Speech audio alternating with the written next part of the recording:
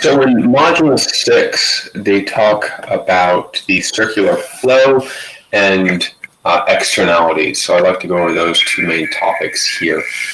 The circular flow is a model that tries to indicate how money flows throughout the economy. We need to understand here that there are multiple markets that take place, and a market is simply just where things are exchanged. An example here, we can say that there is an exchange of labor for money or money for goods and things, or money is just used as a medium of exchange in these different marketplaces. There are the factors of production, your land, your labor, your capital, and entrepreneurship. Households are, you guys are going to be able to supply your labor as a resource to businesses. People will sell their labor, and that could be known as, your labor can go through these different markets. They could call it the resource market, the factor market, the input market. It's all the same thing. You're selling your labor, this factor of production, to businesses. And in exchange, businesses are going to provide you with income or wages. Once you get that money, you will be able to use that money to buy goods and services through either, they'll call it the product market or the output market. So you're going to give your money back to the business. And to the business, that's going to be their revenue. The businesses will then supply you with goods and services. Now, you don't spend all your money. The center of everything is the government. Government wants to take a big, fat, wet bite out of that income that you have. They'll have the income tax. So households will pay their income taxes, and businesses will pay their business taxes to the government. In exchange for this, the government will provide public goods and services to businesses and to households.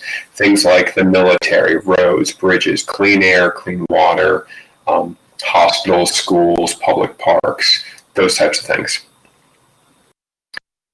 Now, households, we said, buy goods and services from businesses, but not all the products you buy were made in the United States. So sometimes households will actually provide money to foreign markets and then exchange those for imports.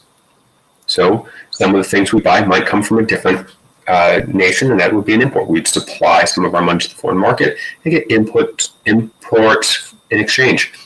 Businesses don't only sell their products to households domestically. They can export some of their additional products. Businesses would export their goods and services, and the foreign market would then provide them back with some money in exchange. Now, households don't use all of their money explicitly for buying of goods and services and taxation. Households have some additional money, their savings, and that extra money that the households have, that savings, will go into the financial markets. Businesses will have profits. They don't spend all of it on their labor and the production of goods and services. They'll take some of their business profits and give that to the financial markets. These are just, your banks. When the banks have these extra dollars in here, they will take those extra dollars and then lend it back out. They will lend it out to other businesses so they can grow and expand and start a new business. They'll lend it out to the government or foreign governments if the government is running that budget deficit, if they're spending more money than they're bringing in tax revenue. Or they'll lend it out to other households if you want to go buy a house or student loans. This is the circular flow of the economy here. Remember, the economy is constantly either going up or going down, going up. This is your business cycle here. You have your real GDP. If we're making more goods and services and the economy is growing, we have that expansionary period or growth. When you have an increase of government spending and a drop in taxes, you see that growth here. If the money supply is increasing with low interest rates, you get that growth and that higher level of real GDP. If you're making more goods and services, you're going to have that lower unemployment rate. The economy, if it's contracting, if it's shrinking, if GDP is dropping, you're going to go into a recession. The contractionary policies can cause this to occur. And when you go into that recession, unemployment rates will actually start to go up. The other portion of Module 6 that they wanted you to talk about was externalities. Externalities is when there's an interaction in the economy that impacts a neutral third party either positively or negatively. There are positive externalities and there are negative externalities. A positive externality is when something that someone else does positively impacts you. You had nothing to do with it, but it benefits you. A negative externality is the exact opposite. When somebody else does something that's negative and then it harms you. You had nothing to do with it, but it negatively impacts you. Some examples of a negative externality could be air pollution. If somebody drives their car, they're producing more CO2. They decided to pay for the gas. They decided to drive a car, but it pollutes the air which you breathe. Air is a common access resource, so it's negatively impacting you. If you want to see a positive externality, it could be something like a flu vaccine or flu vaccination. If somebody else decides to get a flu vaccination, they're less likely to get sick and then therefore less likely to get you sick. You didn't get the vaccine, it didn't impact you, but by somebody else doing it, it helps benefit you. This can be drawn out graphically. If you'll bear with me 1 second.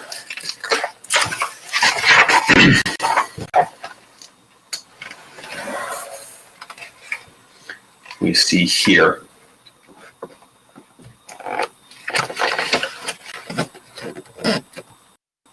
So right here we have a negative externality in regards to production levels.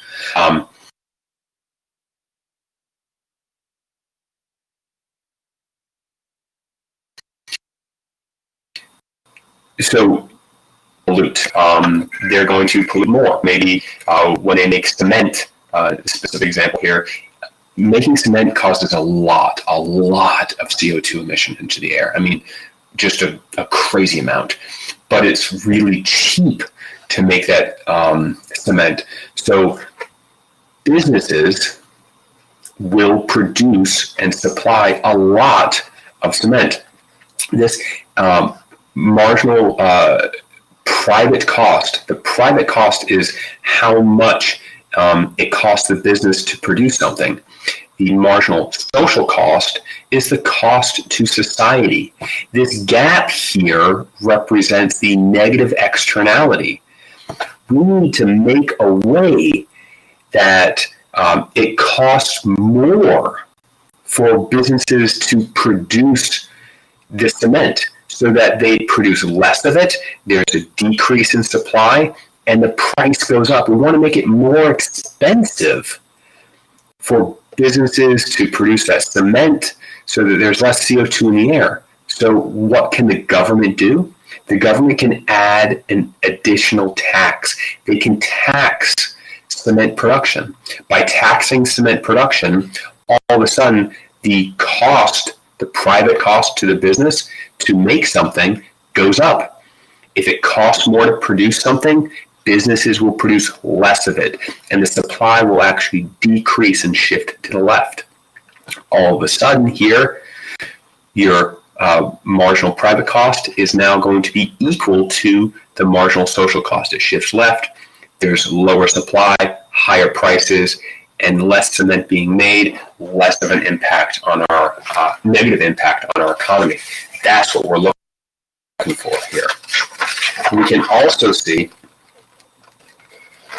that there's a change when we look at the demand side. In the case of things called demerit goods. Demerit goods are the bad things out there, the things the government doesn't want you to, to take, things like cigarettes, alcohol, gambling. The government doesn't want you to do these things. But people observe that their private benefit is really high. That's why they drink. That's why they smoke, because they personally believe that it's really good for them to drink. It's really good for them to have a cigarette. Why does smoking cause a negative externality? Even if you're not around the person smoking, not even the whole idea of secondhand smoke, people that smoke or people that drink a lot, they have higher medical costs, they have higher medical bills, and then it costs you more when you have to pay for insurance. So your healthcare costs go up because somebody else was smoking or somebody else was drinking heavily.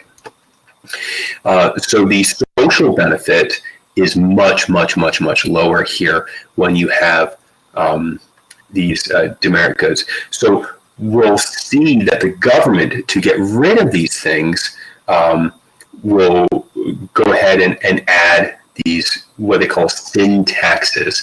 They'll charge people more in order to buy the cigarettes. That's why cigarettes are, $5 a pack, when really it only costs probably less than $1 to make them, but cigarettes are just so negatively impactful on our society. We do have the idea of positive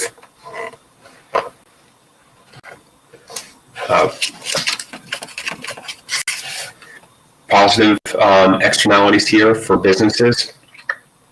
So we want to have this optimal price that's really low, but right now it's the private cost to the business is relatively high.